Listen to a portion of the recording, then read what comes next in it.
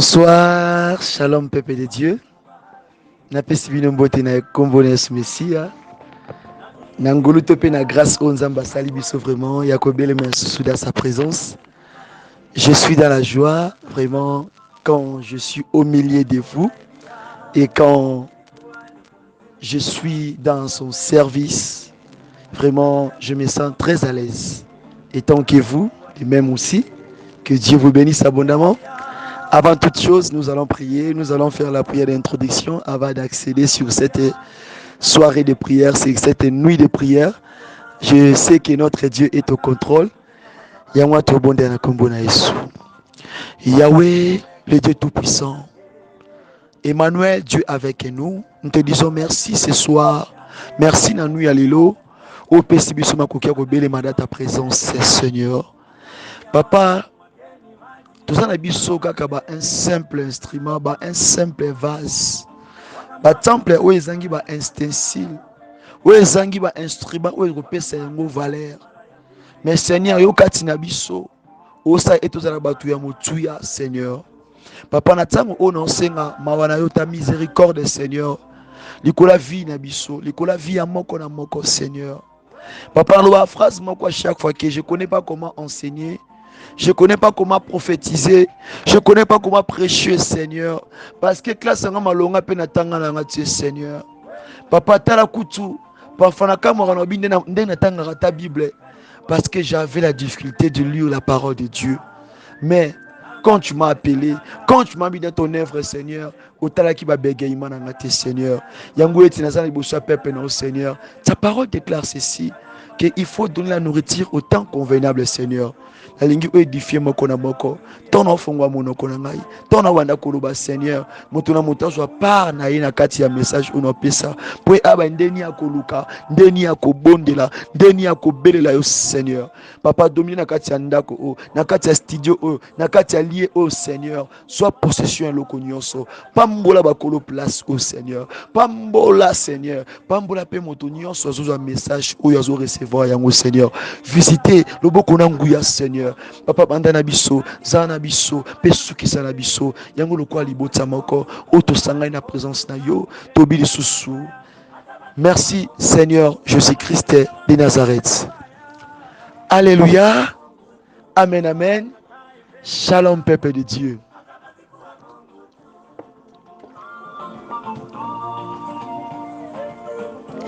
Vraiment nzamba pambola biso nazana esengo mingi na poko lelo. Esengo na ngai ibandi d'abord komona na point auto komi malgré 4e nuit et na 13e séance topé na 13e moment ezaki facilité toleki na bitumba so des arrêts to ça ta documentaire bonge bo mona film ya film. Donc où eza témoignage na ngai libosa vana banda côté ya tona banda ko tambwisa service nazo rendre vraiment gloire et grâce. Pour il y a des témoins autozana bango na kati ya service oyo. To bandi prière ya jeune prière na ebisuno bandeko. C'était pas facile. Il y a eu ba passe ya ba estomé bandi na bande la gêne. Passe ya estomé bandi na bande la gêne. Ba misu ba tension ezo mata. Ba fièvre bien aimé. Pourquoi imaginer que dans la prière mais na comme obligé on melakisi. Sometimes na habite na kata prière na kendo pitana ke kozwa. Tona banda traitement na habite. Oui, ça va un diable. Bien aimé, et bête singa mote bête pas te belé. Anda ko baka phrase manobi, et le union so e banda kana difficulté. Suka nango et pe saka fruit ya malamu. Maintenant to komi na suka te dabilembo bandi. Na yebi ke o eza saison na yo. Yebi sa voisin na yo. This year, this month, this season is your season.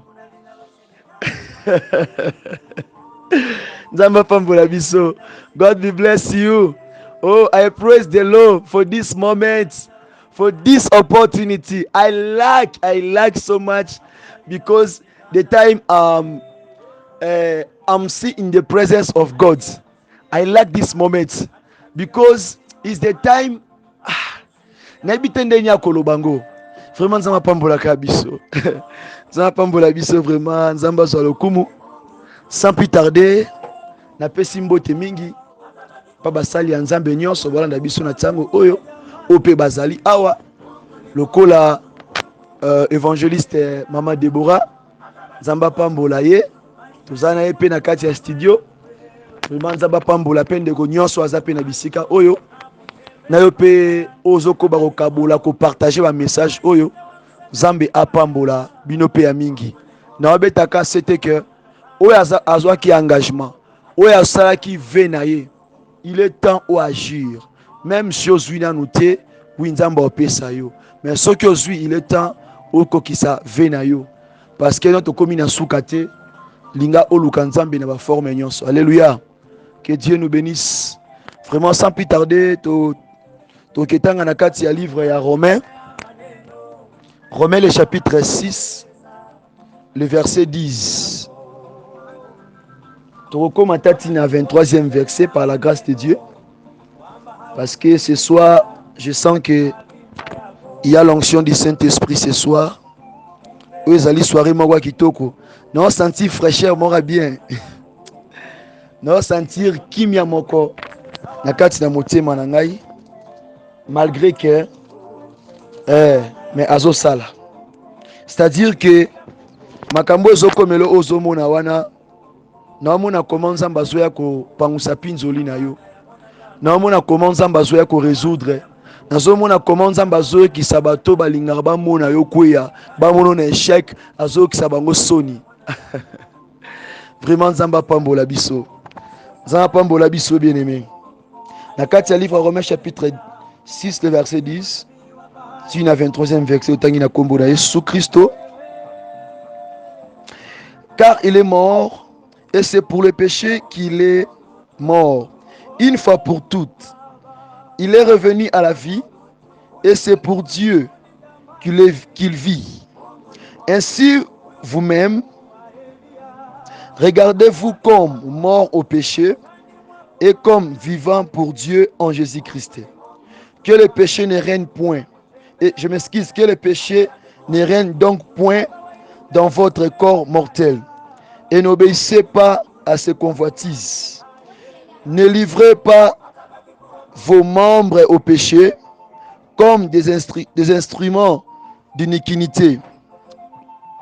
Mais donnez-vous vous-même à Dieu comme étant vivant de mort que vous y êtes. Et offrez à Dieu vos membres comme des instruments de justice. Alléluia. Car le péché n'aura point de pouvoir sur vous, puisque vous êtes non sous la loi, mais sous la grâce. Quoi donc? Pécherions-nous parce que nous sommes non sous la loi, mais sous la grâce? Loin de là. Ne savez-vous pas que vous livrant à quelqu'un comme esclave pour lui obéir, vous êtes esclave de celui-là, de celui qui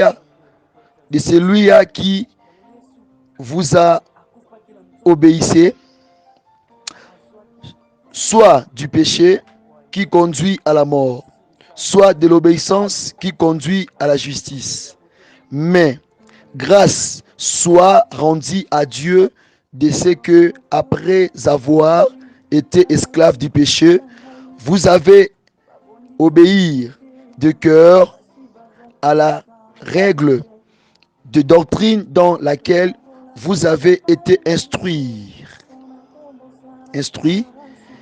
ayant été affranchis du péché, vous êtes devenus esclaves de la justice.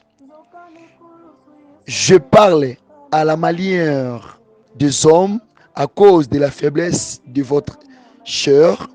De même donc, vous avez livré vos membres comme esclaves à l'impureté et à l'iniquité pour arriver à l'iniquité. Ainsi maintenant livrez vos membres comme esclaves à la justice pour arriver à la sainteté. Car lorsque vous y êtes esclaves du péché, vous êtes libre à l'égard de la justice. Quel fruit portez-vous alors? 2. Fruits dont vous rougissez aujourd'hui, car la fin de ces choses, c'est la mort. Mais maintenant, étant affranchis du péché et devenus esclaves de Dieu, vous avez pour fruit la sainteté et pour fin la vie éternelle. Le verset 23. Car le salaire du péché, c'est la mort. Mais le don gratuit de Dieu, c'est la vie éternelle en Jésus-Christ, notre Seigneur, la parole de Dieu. Que Dieu bénisse sa lecture. Vraiment, on n'a pas quoi aller dans un enseignement mingi pour un message aux opérations na boutua lelo vraiment. Na osenga na yo oebisa ndekwaza pembeno ebisa shalom. Pesa shalom. Yebisa nzamba pambola yo pour na poko aller aux ali béni. Bien kati ya livre Romains chapitre 6 le verset 10 à 23. Toko baka toujours na kati ya la décision d'un homme spirituel. Ta décision ou bien décision nini ozozwa face à face ya makambu o ezokomela yo. Mais sika awa naza ko s'adresser epai na bino to pe epai na moto oyo aza ko se sentir soit azali condamné, soit azali bloqué, soit alingi akite lié moko mabe, alingi bima na kati ya singa moko molili, alingi bima na kati ya vie moko ya potopoto, alingi bima na kati ya vie moko ya bondoki, alingi bima na kati ya vie moko ya soloka. Alléluia. Bien-aimé, na kati ya verset oyo en général ezolobela biso à propos de nos âmes, à propos de nos marches, à propos de nos vies en Jésus-Christ. Bien-aimé, thème nabiso de base ezaliete, l'évangile doit influencer ta vie. Et ça thème auto zona droit ya ko landela ba norme nango. Même si tu as une intercession, même si tu as bon de tozo ko isa ba mir, faut pas oublier que tozo loka évangile et influencer vie nabiso. Évangile est à place na vie na biso. Évangile est à nini, est à bonne nouvelle, est à grâce, est à la repentance, est à la vie éternelle. Alléluia. Est à d'une manière où il faut sauver, il faut racheter ngai na yo. Sikoyo kole swalinga pesa biso modèle na ye, to za lokola ye, to tambo lokola ye, to loba lokola ye, to vanda lokola ye, to teya lokola ye, to sakola lokola ye, to exauter lokola ye, to lendisa lokola ye. Alléluia. Mais ce soir, il y a maintenant quelque chose où ils ont permettre yoté pour ozala ndenge kolo alingi ozalela. Siko biloko wana ezokoma obstacle na vie chrétienne na yo, ezokoma lokola barrière na vie chrétienne na yo, ezokoma lokola bangomba na vie chrétienne na yo, ezokoma lokola mira Jéricho na ministère onzamba pesio, ezokoma lokola Goliath na parcours na chemin na yo tant que l'homme de Dieu et tant que servante de Dieu. Moi okende dupe ezate, moi okende liboso ezate, moi okende loin ezate, parce que il y a un Goliath ou azotelema liboso a vie na yo, aza ko empêcher pour être oleka ba limite oyo etelemi liboso na yo. Alléluia. Alors ce soir, il y a une question qui s'est posée. Question eza pona yo, eza pona ngapi. Eza pona nga, eza pe pona yo. La question est ceci. Qu'est-ce qui t'amène de pécher? Qu'est-ce qui te pousse de tomber à chaque fois facilement? Parlez bien que facilement. Alléluia. Peut-être, tu as envie de servir Dieu. Tu as envie de chercher Dieu. Tu as envie de marcher, de vivre dans la sainteté. Mais tu ne comprends pas. Mais on comprend à chaque fois, à chaque fois, manière ya kala. À chaque fois, Égypte. Alléluia. Makomé zoyebisa biso nini? Kolo Yesu akufaki pona yo, pona ngai. Ete liwa na ye ezalaki po ete masumu tope bokonzi moko ya molili, tope pouvoir moko satanique, tope bowumbu moko na kati ya vie ya soloka ezala suna nguya te likola bomoi na yo. Alléluia. Yesu akufaki mpona kopesa nga na autorité ya kodomine likolo ba œuvre ya mabe, likolo misala ya molili. Yango autorité wana na butu lelo il faut ba ko exercer yango, il faut ba kozwa décision par rapport à quoi okoki kosala na oyo tobengaka un péché chéri. Est-ce que oui bien péché chéri? C'est quoi un péché chéri?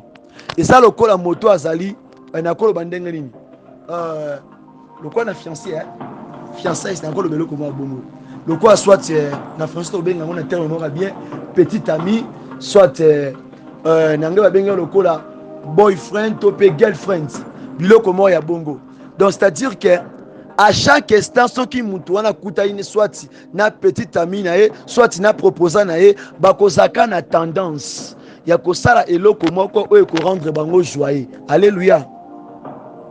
Baolekana te, est-ce que babeta na kara amoni ke oh wana za collègue nanga to wana za ami nanga aza best friend nangai aza oyo ngai ya motema omoni oyo ya motema zolekana, est-ce que obeta kara obeta kara te ozana tendance ko pesa mbote ya ko saluer ce que péché chéri zanini eza péché oyo mutu aza trop attaché na yango, eza péché oyo eza vie lokola vie donc vie actuelle ya mutu wana. Donc ils ont reproché na l'autre côté à monaka oya sala wana eza nango normal. Tantôt pour na ko finga eza nango normal, pour na ko tonga eza nango normal, pour na ko critiquer eza nango normal, pour na ko kwena kati ya kobo eza nango normal, pour na ko yiba eza nango normal, pour na ko boma eza nango normal. Pourquoi? Parce que à s'habituer. En effet, que tango motazo ba ko se livrer na péché akomaka nani esclave de ce péché-là. Alléluia. Tant que esclave de ce péché-là, il a maintenant comme père, comme maître le diable. Le diable, il est qui? Il est le père de mensonge. Alléluia. Mais ce soir, Dieu t'a donné le pouvoir de quitter sur cette vie sur cette vie avec esclavagisme. Dieu t'a donné le pouvoir. Parce qu'à l'objet, quand on a kati à Romain Oyo, à l'objet, tout en affection malam. Token balamoko na, token directement dans le 18e verset. Et le bien bisobwe, ayant été affranchi du péché, vous êtes devenus esclaves de la justice. Donc tu n'es plus l'esclave du péché. Dans livre de Jean, chapitre 8, le verset 34. Tu n'es plus l'esclave du péché. Pourquoi? Parce que Christ t'a donné le pouvoir. Parce que Christ t'a fait affranchir. Alléluia. Alors, on a katia jouana servitude. Na katia fardo wana, où ils sont condamnés, où ils sont été. Tu n'as pas le droit de vivre la main de Dieu. Mais quand le salut, quand la parole de Dieu, quand l'évangile, quand la grâce est venue, quand la bonne nouvelle est venue, et puis sur l'autorité, et puis sur la délivrance, et puis sur Bofongwami. C'est pour cela ce soir, nous voulons chercher Dieu, nous voulons parler à Dieu, nous voulons demander à Dieu que Nabutua Lelo, vous allez bien, Nabutua Lelo, vous soit ekateli, vous soit autorité. Kenzamba longola yo na kati ya boumbu nyonso oyo eza na kati ya bapéché chéri oyebi eloko esalaka ke obeta libaku facilement oyebi eloko esalaka ke osumukaka aire nyonso yo moko oyebi yango oyebi ke soki omoni eloko wana elekanaka bongo te il faut betaka libaku peut-être des jours mesai na kati ya kofinga omesai na vie ya kozala na kanda omesai na vie ya barankine omesai na vie oyo swati ya kokritike ya kodenigre baninga eza vie moko ya malamu te. C'est pour cela ce soir kola lobina yebisa ete ozwa ekateli ozwa décision o décider là maintenant ya kozwa autorité o décider là maintenant ya ko offrir ba membre na yo ba parti na yo ekoma tope Yesu Christo azwa yango au contrôle. Alléluia. Bien aimé, nous voulons prier. Nous avons au moins 3 sujets, 3 requêtes. O nzamba pesi poto eba kobondela pona yango, surtout pona bon moi na yo, surtout pona marche na yo, surtout pona ministère ozanango. na requête ya liboso apesi biso to pe na sujet ya liboso oyo tokobondela nango eza na kati ya livre Romains chapitre 6 le verset 13. La parole dit ceci: ne livrez, yoka bien, totangi na kombo na Yesu, ne livrez pas vos membres au péché comme des instruments d'iniquité, mais donnez-vous vous-même à Dieu comme étant vivant de mort que vous y êtes, et offrez à Dieu vos membres comme des instruments de justice. Naébité, peut-être non zolandangai, tu n'as jamais fait peut-être une prière, ou bien la prière de consacrer, ou bien de donner à Dieu tes parties, tes membres, partie en nzoto na yo. Oh, par exemple, ezo memo na kati ya péché. Oh, ezo sumu ki sa nyonso, peut-être ozara na posa otonga te, ozara na posa okosa te, mais monoko na yo moko ezo memo na kati ya erreur. Tanto maboko na yo moko ezo tinda yo osimba to pe oyiba biloko ya batu. Tanto wana posa osala yango te, tanto wana posa koyiba te, mais ozo comprendre te que oza sous na maîtrise te ya rediriger ya recontrôler loboko wana. Donc le beau comme quoi emporter yo, c'est-à-dire que on se sentit que tu n'es plus le maître de ton corps, tu n'es plus na possession nzoto na yo. Yango siko na butu alelo, moto na moto aso kende ko bondela. Ozo bi sans Nzambe na poko alelo. Oye ko pesa nzoto na yo, lokola instrument ya justice, lokola instrument na ye, ba parti na yo, ba point nyonso yebike oye beta ko libaku, oye sala ke okweya, ozwebi sans Nzambe, azwa autorité likona yango, apesa ngo bomoy, parce que tango ezo demeurer na kati ya péché, c'est-à-dire parti wana to esika wana eza na vite. Alléluia. Parce que moto auto peut partir ya nzoto ya moto ezo vivre na kati ya péché, eza parti o ezali mort, ezali parti o ezali na AVC. Alléluia. Eza maladie ya eza nini mama, donc eza paralysie, donc bisika wana ekomi paralysé ezosala esusu te, donc bisika wana ekufi, donc eza bongo ntango mutu azo demeurer to parti na ye moko so demeurer na kati ya péché, c'est-à-dire que parti wana epa kolo Yesu eza na bomoi te, eza ya kokufa, donc tokobenga ngo mpe komi inapte, ezo fonctionner te.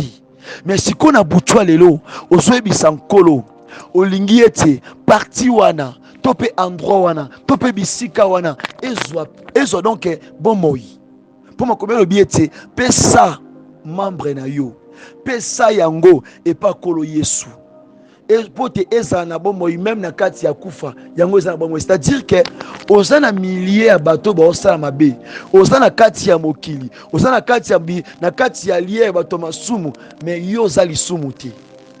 To se comprendre eh? Mais yo oza mutu mabe te, yo fo omitiaka mise en part. Alléluia.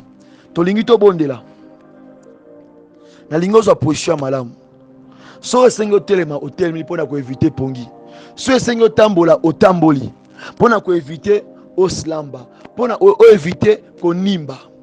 C'est ainsi que tobondela ozoyebisa Nzambe, ozosenga to mpo ozopesa baparti oyebi oyo ezomema yo okweyaka à chaque fois, oyo ezomema yo obunga à chaque fois, oyo ezomema yo à chaque fois olongwa dans la présence de Dieu, à chaque fois ekotio na kati ya lisumu, ekotio na kati ya mabe, ozoyebisa Nzambe na butu ya lelo azala pilier, azala force ya ko soutenir, ya kozwa contrôle ya bomoi na yo, ya parti wana ya nzoto na yo, na kombo na Yesu Mesia tobondeli. Banda koyebisa Nzambe, bondela bisika ezwami yo, banda kosenga assistance na ye, bondela bisika ezwami yo na kombo na Yesu Mesia, banda koyebisa Nzambe.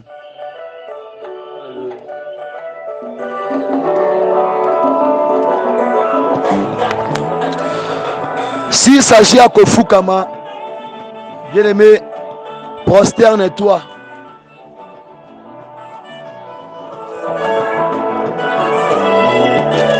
Yebisa nkolo oye pai na ye. Yebisa nkolo beleme pai na ye. Oye ko offrir, oye ko livrer, oye ko pesa zoto na yo, ba parti na yo, monoko to pe misu, lolemo to pe langage, matambe maboko na yo, motema, cerveau, pensée na yo, azwa contrôle, azwa autorité, au consacré, au bondi yango, et pas en colo, bondela bisike swami yo, na kombo na Yesu.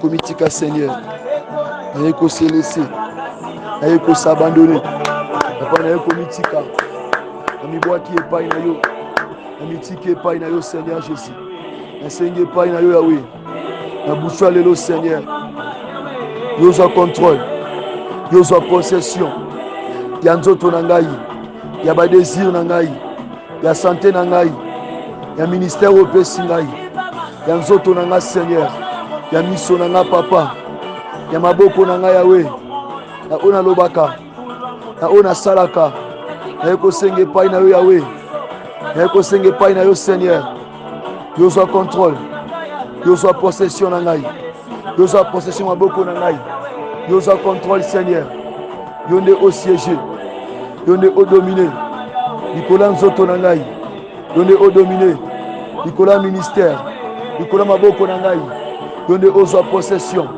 na kombo na Yesu, na kombo na Yesu, na kombo na Yesu, ewe yo sala yango, yo sala yango, yo sala yango, yo sala yango, papa na ye offrir, na ye komi pesa, na ye komi tika, na ye komi bwaka, na ye kosenge pai na yo, na ye kolele pai na yo, yo zwa possession, yo zwa contrôle, na ye ko consacrer, na ye komi bonza, na ye komi tika, na ye ko se laisser, na ye ko s'abandonner, na ye komi tike pai na yo, na ye komi tike pai na yo, Seigneur Jésus, yo zwa contrôle, yo zwa possession, yo zwa contrôle, yo zwa possession, ya nzoto na nga Seigneur, na kombo na Yesu, yawe domine, yawe yo telema, yawe yo domine, yawe yo telema, yawe yo konza, yo zwa possession, ya bomoi na nga yawe, yo telema Seigneur, yo konza, yo telema Seigneur,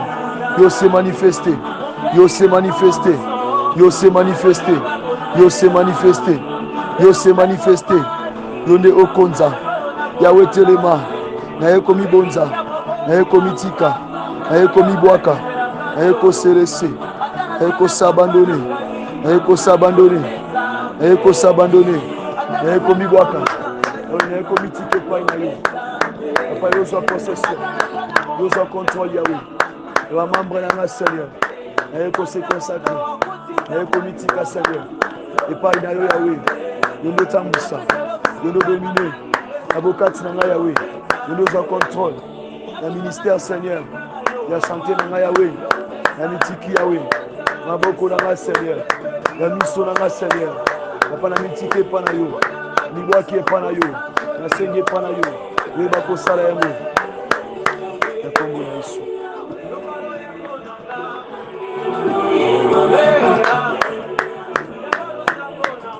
Papa na kombo na Yesu, na kombo na Yesu Mesia, na kombo na Yesu Mesia, na kombo na Yesu, na kombo na Yesu, papa na ye komi tika, na ye komi bwaka, na kombo na Yesu, na ye kosenge epa na yo Seigneur, na ye ko consacrer, na ye ko consacrer, na ye komi tika, na ye komi bwaka Seigneur, na ye ko offrir Seigneur, ba membre ya nzoto na nga Seigneur, la partie na ngai Seigneur, la partie Yahweh, nzoto na nga mobimba, natiki yango epa na yo, nabonzi yango epa na yo Seigneur, po yo nde ozwa contrôle.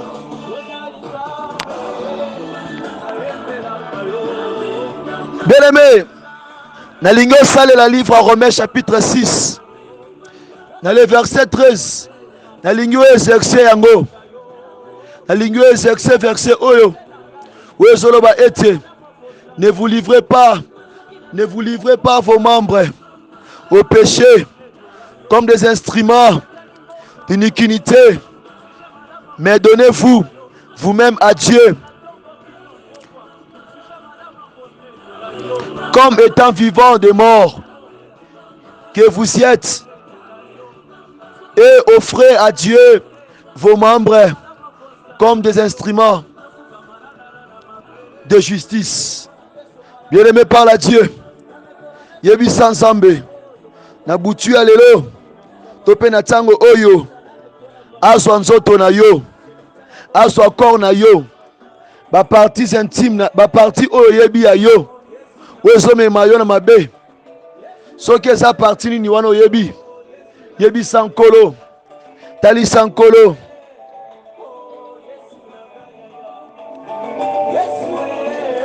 Yebi sankolo, tali sankolo, lobela nkolo na butu ya lelo. Soki eza monoko na yo, maboko na yo oyo tina kati na erreur, yebisa yawe oyo kopesa ba membre na yo. Tanga na kati ya Romains chapitre 6 verset 13 pona oza compréhension ya losamba poko lelo po eba kobonda na biso elongo. Na lingala yebisi biso boye na le verset 6,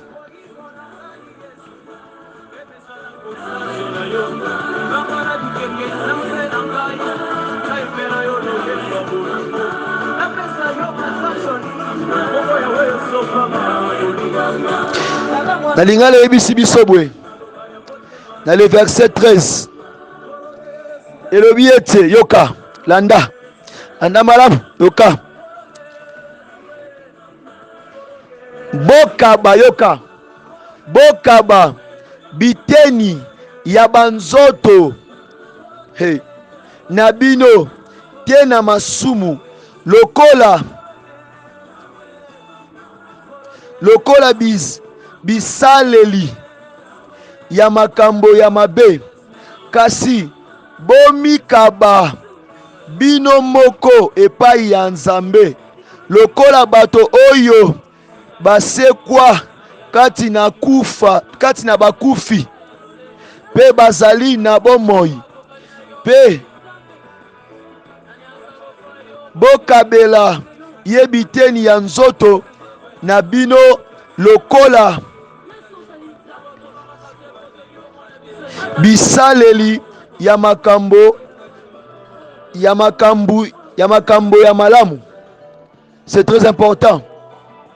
Tanga verset wana kaka ndenge ozobondela pone fortifier yo.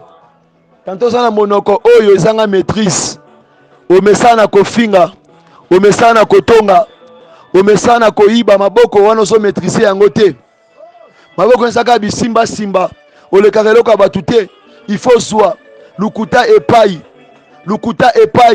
mais Christ azoyebisa yo apesi yo pouvoir maintenant ya ko s'opposer likola esprit wana impire, likola esprit wana ya mabe, likola esprit wana ozo luka ete ekomiso mowumbu ya masumu. Bien-aimé, makomi lobi ete moto aza ko se livrer kati na mabe, azali mowumbu tope esclave ya masumu. Nali koyebiso na butu lelo okoba na kolobela Nzambe, okoba na kobondela, okoba na kotalisa nkolo. Bien-aimé, parle à Dieu. Bien-aimé, parle à Dieu. Lobela nkolo yebisa Nzambe wana azoyoka yo. Lobela nkolo oyo komitike epai na ye, yebisa nkolo okonsakre nzoto na yo, obondi yango epai na ye. Baparti nyonso oyebiki etinda ko na kati ya libulu, na kati ya baerreur yo ntango ozobondela, oyo ntanga kombo nango ozoyebisa Nzambe. Soki maboko, soki makolo, soki misu, soki matoi, soki monoko, soki motema, yo moko oyebisa nkolo obi ndenge otambwisaka vi na yo, nazalaka na yo te, navandaka mpe na yo te.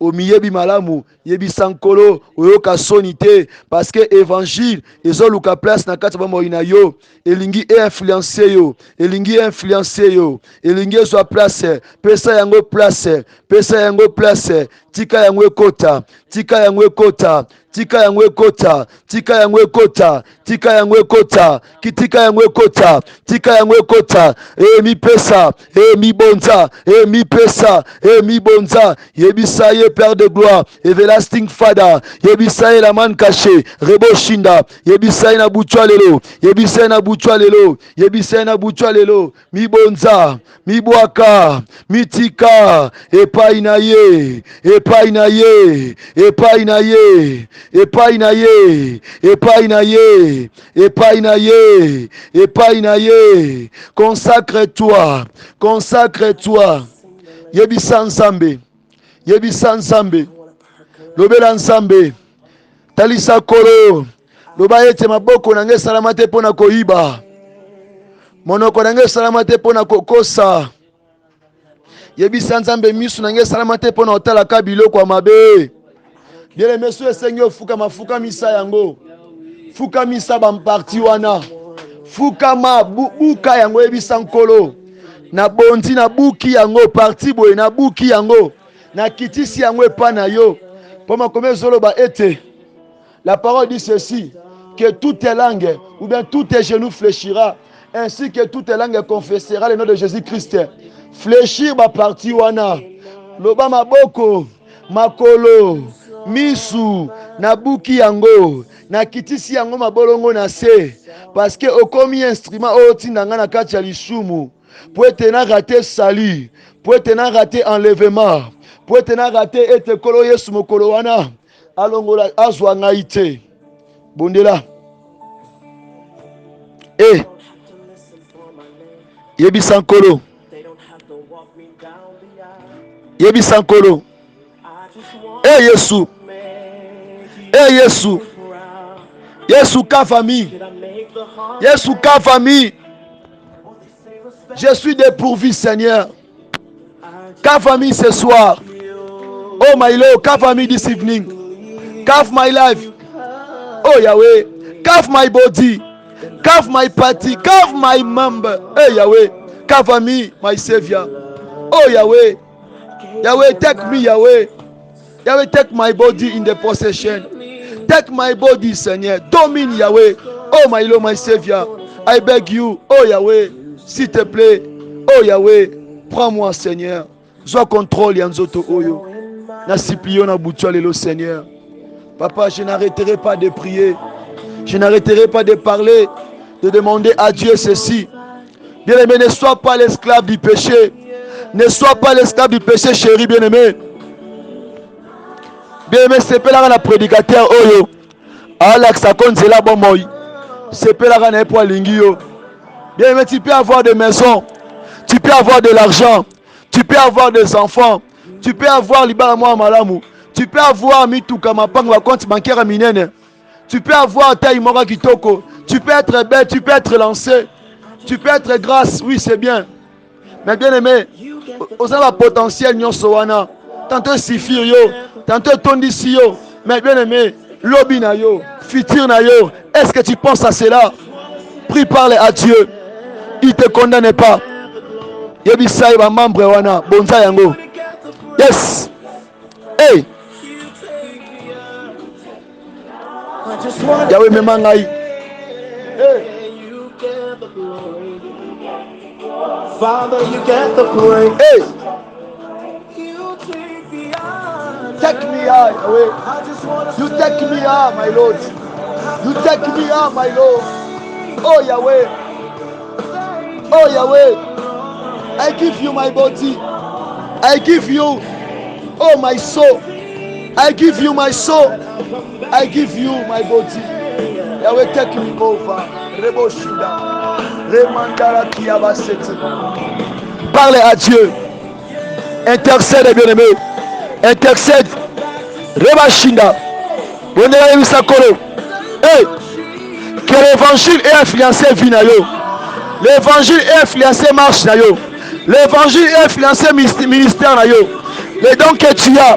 Les dons que tu as, les dons que tu as, les dons que tu as, puis parle à Dieu qui domine dans tes désirs. Namanaki Yamasete. Oh. Oh.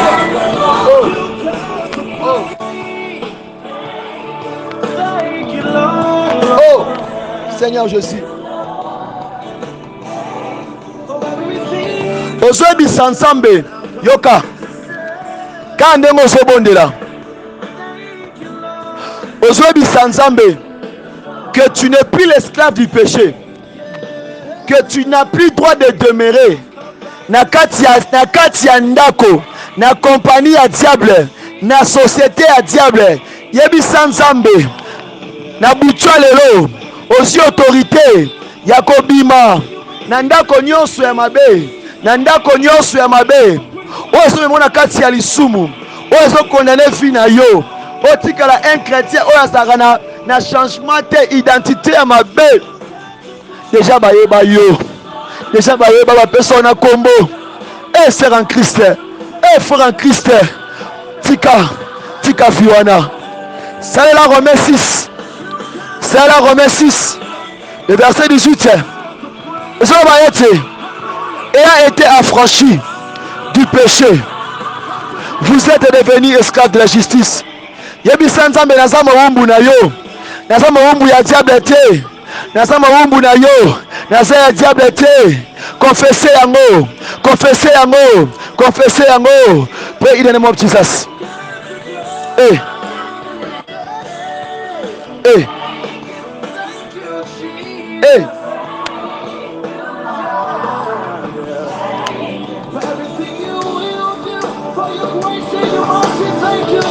Oh.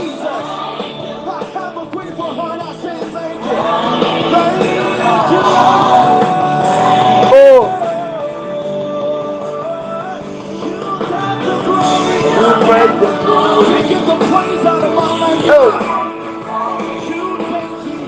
You take me high. Oh. You take the glory. You take me high. Oh, oh, oh, oh, oh, oh, oh, oh. Oh. Hey. You take me high. You, hey.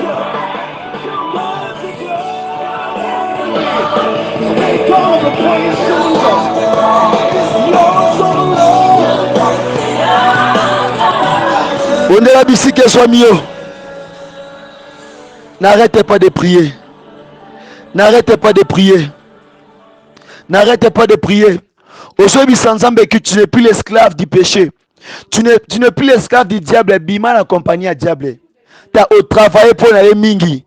Azo futo nini kama mabe na mabe obose po na mingi azo futo nini kama mabe na mabe na buchole bebe bisanzambe na komi mawumbu na yo na longwe mawumbu ya diable na komi mawumbu na yo na lingio bonde la bisike swami oyoka voisin na osonité oyoka voisin na osonité za po na vie na yo eza po na impulse na yo.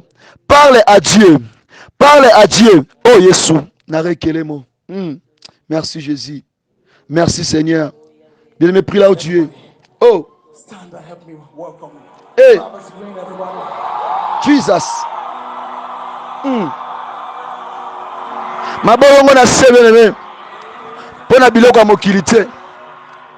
Mabolongo na se. Pona mbongo te. Mabolongo na se. Pona bilamba te. Mabolongo na se. Pona poto te. Mabolongo na se pona batita mokili te. Mabolongo na se pona gloire mokili o te. Mabolongo na se pona okoma instrument Nzambe. Eh na rekelemo. Oh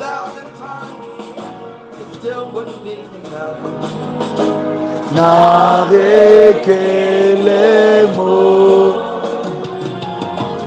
tukuna na mwabele. Hey. na rekelemo tukuna nobe o. Hey. Nekindile washala es washala mena to Jehovah. So he has done so very much for me. Hey, yes. What shall I render to Jehovah? So he has done so very much for me. Hey. Yebi sansambe. Bondela bisike swami yo. Oyo eza pokwa na yo. Longwa esclave ya masumu. Longwa mowumbu ya mabe. Zala esclave ya nzambe. Selon Romains 6. Selon Romains 6, 18. Parle à Dieu. Hey. Oka sonité.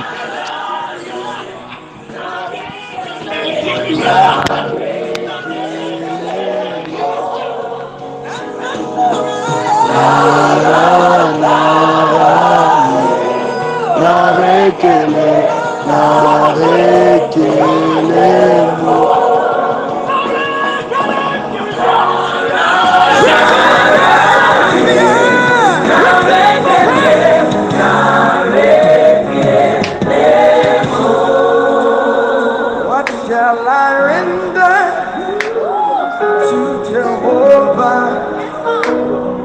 For he has done. What shall I render to Jehovah?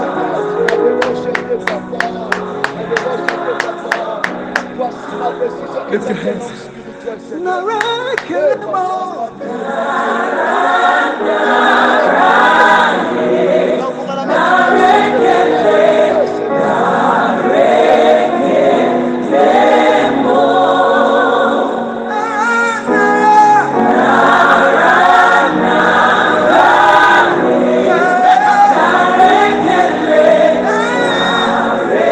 One more time. Jump church. Hey.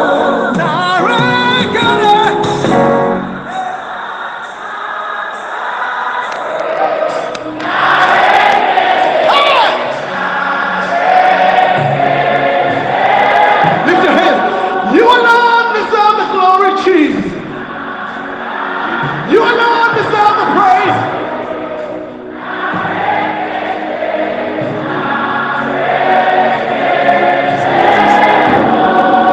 For the last time, what shall I render? Come on, let him know.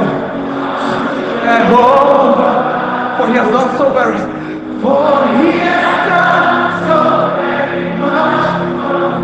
He's done so much for you. What shall I render to Jehovah? Come on, everybody declare. For he has done so very much.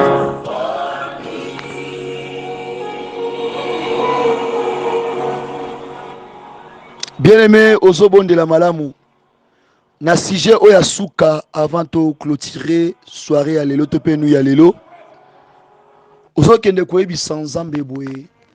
My lords, activate the give you are give me. Activate it. Yebi sans zambe activer ba don oya pesio. Yebi sans zambe ala musa atelemisa ba don oya pesio. Yebi sanzambe ate kufaki ate bebaki na butua lelo apesa ngo sous vitamine eza miso banda koteya atika koteya po don wane katana muso banda ko sakola azwa sous ba vision te almona rasu elo côté. Pourquoi? Parce que mabe tango dominer mingi kati ya moto wana ememi moto na kati esprit ya kolonga na nzela ya bubungi nzela. Alléluia. Yango etozoyebi sanzambe soki na don koyemba ozaki na don ya ko interpréter ndoto ozaki na don ya ko interpréter a langue ozaki na don ya ko comprendre ya ko discerner ozaki na don moko nzambe atiaka tino sala ressource te yebi sanzambe activate yango na butu lelo yebi sanzambe a wake up yango na butu lelo yebi sanzambe apesa ngo live apesa ngo breath of life apesa ngo souffle apesa ngo bon moi in the name of Jesus tobonde na kombo na Yesu Mesia.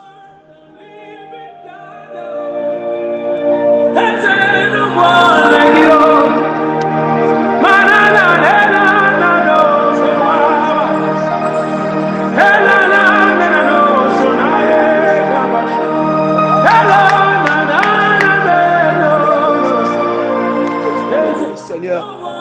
Au pesanga don et l'obiko, Seigneur. Au pesanga don de la parole, Seigneur. De comprendre tes écritures facilement, Seigneur. Au pesanga les dons, Seigneur, de t'interpréter les rêves, les songes, les visions, Seigneur. Papa, na moni yango esala suma la mute, Seigneur. Renew yango, Seigneur. Renew yango, Seigneur. Yahweh, tikati Yahweh. Papa, oh renouveler encore, Seigneur. Pardon, oh tia katinanga, Seigneur. Na kombo na sou Messia. Na kombo na sou Messia. Yo faire fonctionner yango. Yo faire fonctionner yango. Yo renouveler encore yango, Seigneur. Katinanga, Seigneur. Yahweh na senge pana yo.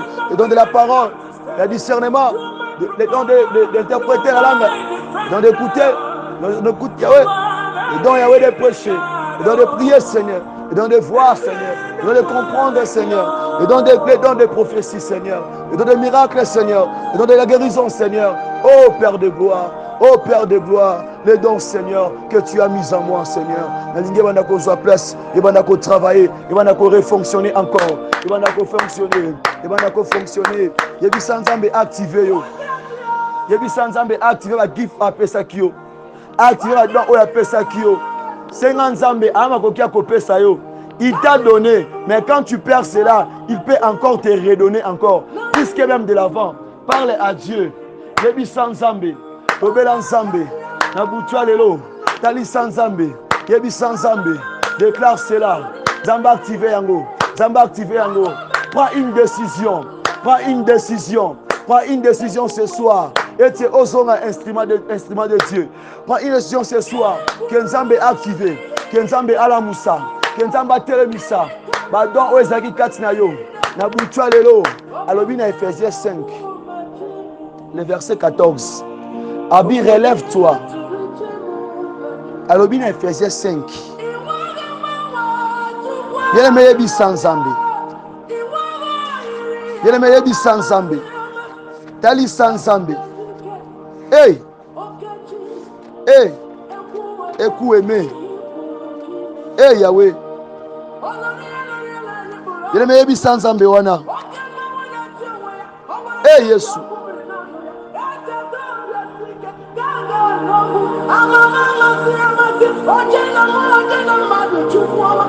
Yebisa kolo kanga monokote. Bondela bisike zwami yo. Yebisa Nzamba activé la don pesi akiyo. Yebisa Nzamba activé yango. Oye banda kosana e bandeli. Tango yambaka kolo tona kati ya marche esala ka suscité Nzambe activé yango na butua lelo bondela bisike zwami yo na kombo na Yesu.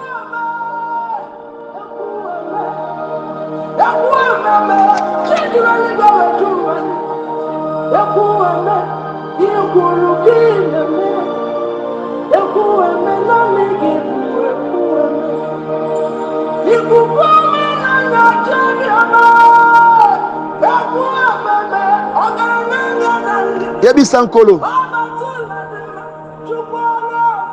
Yebi Sankolo.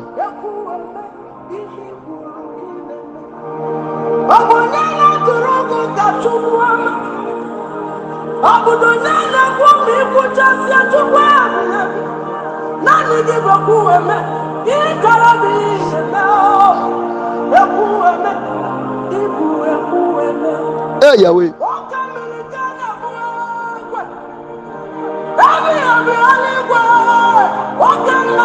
Hey Yahweh.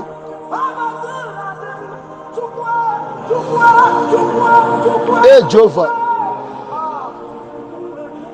Hey.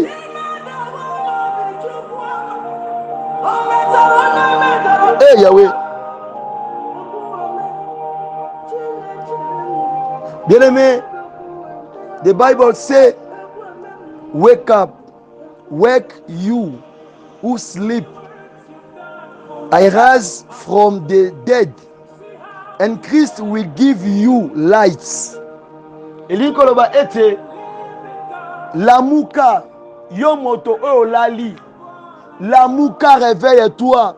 Même nakati ya libulu ya kufa, même nakati ya ténèbres, lamuka. Poete Yesu azopesa yo lumière. Nakati ya mabe wana, nakati ya kufa wana, nakati ya ténèbres wana, yebisa Nzambe acte yo don atakati na yo kanga monoko te tozobondela. Yebisa Nkolo. Yebisa Nkolo. Yebisa nkolo po aza malamu mingi. Yebisa nkolo po aza malamu mingi. Lobela nkolo wana. Talisa nzambe wana. Po etazali awa. Na kombo na Yesu. Pendant ce moment bien aimé. Obondeli malamu. Nalingi ozone fiske quelques minutes oyo. Po oyebisa nzambe. Po o adore nzambe. Parce que tozota mukolo mwa po tozo avoir matin ya kokumisaka uniquement nzambe. Ko peseka ba worship yo. Ko adore ye. Ko tanga ba goodness na ye. Ko tanga ba bonne œuvre na ye. Alléluia. Tozota mukolo mwa po na sala moment wana ko kumisa nkolo. Mais na tango o pendant 4 minutes etikali, nalingo ebisa nzambe. Nalingo ebisa papa, je viens t'adorer. Je viens t'élever. Je viens t'exalter. Na combien solo ba ete azoba ezo biso ete kasi tango esi ekoki esi ebelemi oyo ba adorateur ya solo esengi bakumisa nkolo bien aimé parle à Dieu. Nalingo kumisa kombo na nzambe. Bien aimé yebisa nzambe wana. Élève son nom. Élève son nom. Élève son nom. Il est Dieu. Il est Dieu. Il est Dieu. Yebisa nzambe, I worship you. Yebisa nzambe, you are Lord, you are Savior, you are Father.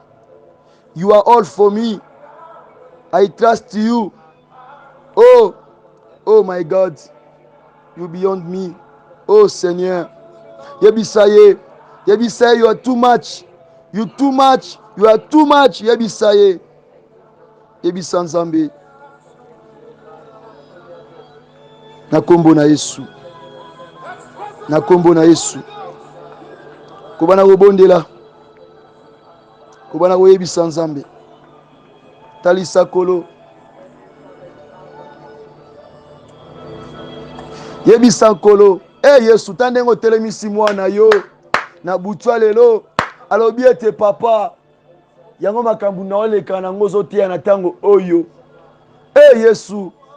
Bien aimé. Ya bweponi te okumisa nkolo. Tandenga zo ramene moto abungaki nzela.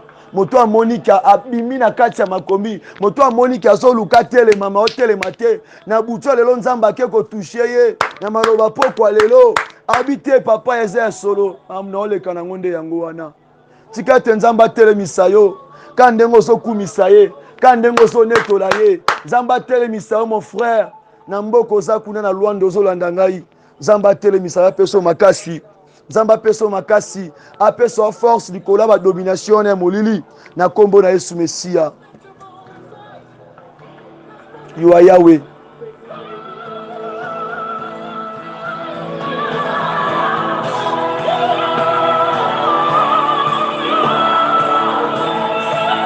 Oh. Oh. Oh.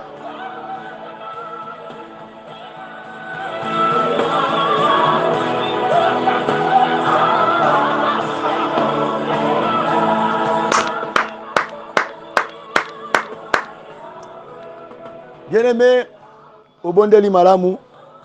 Na moni ngona biso komi ko pusana. Tika ete l'Éternel Dieu d'Abraham, d'Isaac, d'Israël, asalon ngolu na butwa lelo. Kandengo bondelo sengi assistance aide na ye. Kandengo su décision na pokwa lelo que l'évangile est influencé bon moina yo, et influencé live na yo. Tika ete na butwa lelo, samba peso autorité peso makasi.